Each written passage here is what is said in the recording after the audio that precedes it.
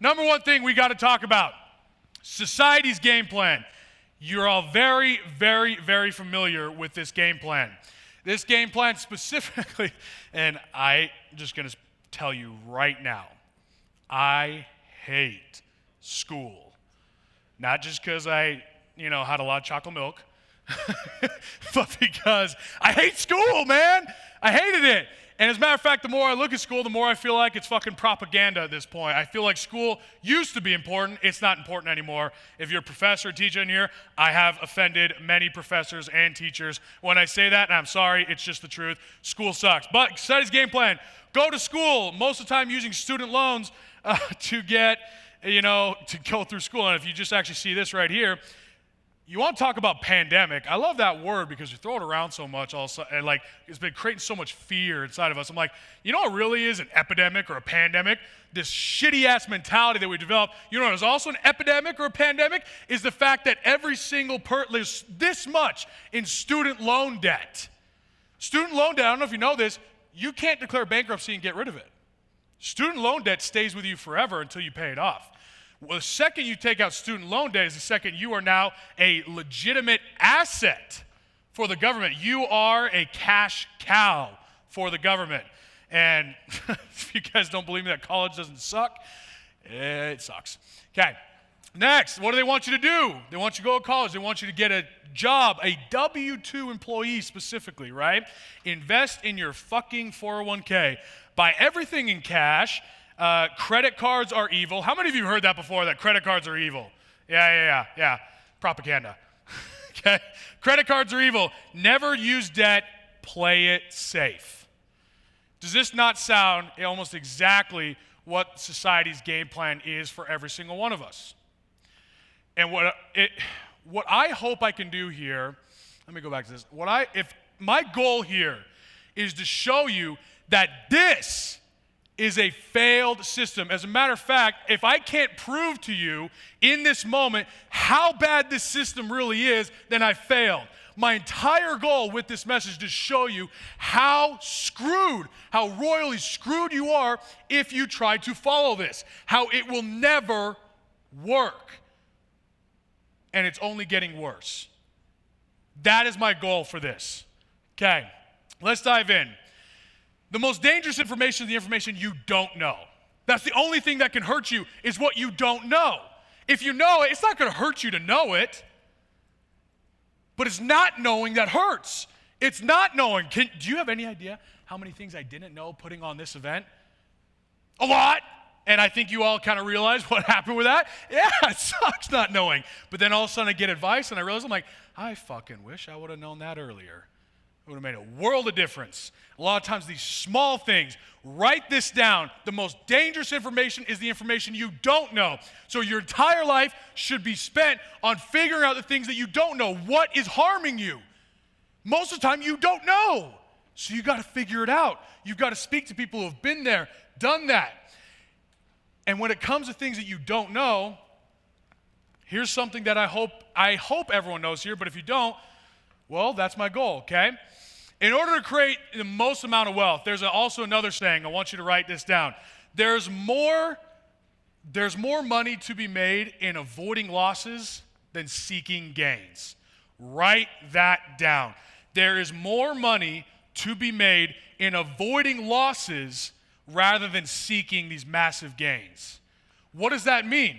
Everyone and their mother is trying to hit it big on Shiba Inu, on Dogefuck, on whatever you call it, right? And I'm not saying crypto's bad, okay? Just get that out there. Just saying, everyone wants to find that big hitter, whether it's a stock, whether it's, honestly, gambling, the lottery. Everyone's trying to seek these incredible gains, when in reality, if you just knew how to avoid the massive losses, you would create so much more wealth. And the three biggest killers of wealth that are out there are these three things. Number one, write these down. 3 killers of wealth. The top 3 killers of wealth. Number one is taxes.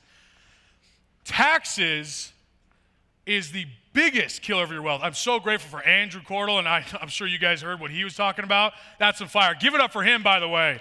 What a genius. I love listening to men like him. Oh my gosh, it's incredible stuff. So detailed, so professional. It's just, he's so good. And he talks about taxes. Taxes is always going to be the biggest loss you will ever take on your money, because sometimes we're talking about a small tax and we're talking about 20%. 20%, a lot of people would consider that small tax. As a matter of fact, that's about what state tax is in fucking communist California. I'm sorry if you're from California, it's communism there. Okay? Taxes, number one biggest killer of your wealth. If you do not understand the tax code, then it will be the biggest thing that will kill your wealth. Okay? Number two, volatility.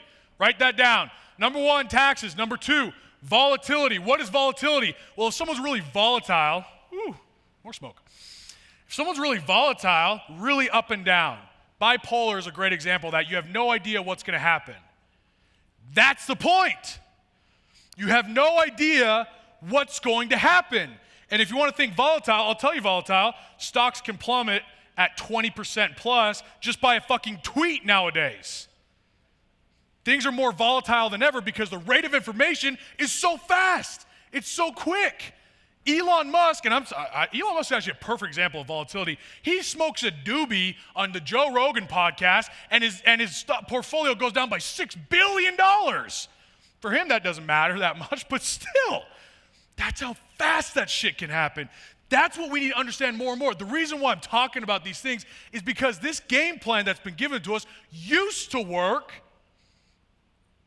but it doesn't anymore. I mean that. This shit used to work. College used to set you apart. Getting a good job and having that, that degree and building up your career, that used to work back in the day when there was stuff called pensions. But with what we're experiencing now, and by the way, when you had to read about something in the newspaper to get freaked out about it on a worldwide scale, on a national scale, rate of information was so much slower. And now with it being this much quicker, what drives volatility in anything? Stocks, honestly, anything, crypto, oh my gosh, I hate my crypto. I wish I never bought it, but I did, I'm stuck, right? I mean, it's whatever, if you like crypto, it's whatever. It goes up every fucking time that someone starts pumping the shit, with like all these tweets, and then it goes right back down even more so the second the government comes out with some potential regulations. I'm like, golly, fuck shit, right? Anyways, so volatility, number two. Number three, inflation. As a matter of fact, this is number three on the list. In my opinion, this is quickly becoming number one. Inflation is quickly becoming the number one battle, the number one problem. Let me explain. Taxes, biggest loss on your money. We're talking about 20, 30%. If you think taxes are bad now, look at this. It's actually lower than it's ever been.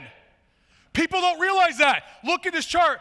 There was time in 1950 and other times, we're talking 90 percentile. Now, you had to make a certain amount of money, but that's the point. You want to make a lot of money. And you're paying how much money in taxes? And you look at it, you're like, how does anyone make it? Well, if you're complaining about that, taxes are lower than they've ever been. So where do you think they're going to go?